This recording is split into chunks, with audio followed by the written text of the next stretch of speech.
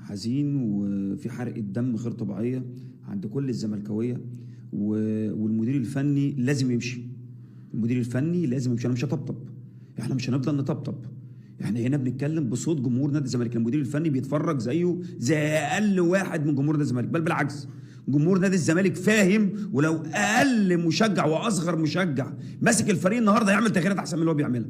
انا من الدقيقه 10 بقول لك لازم ادم كايد يطلع. خلاص انت يا باشا نزلته ماشي، وجهه نظرك، لكن انت شايفه ولا قادر يجري ولا قادر ان هو يرقص ولا قادر يباصي، كل الكور بتاعته لما بتوصل له بتتقطع. انت مستني ايه؟ مستني ايه اللي انت ما تغيرش اخطائك؟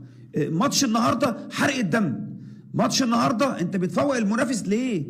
ده انت بتدي له احلى هديه، انت بتدي له احلى تورتايه. ليه؟ نفسي اعرف ليه؟ المدير الفني لازم يمشي، المدير الفني لازم يمشي.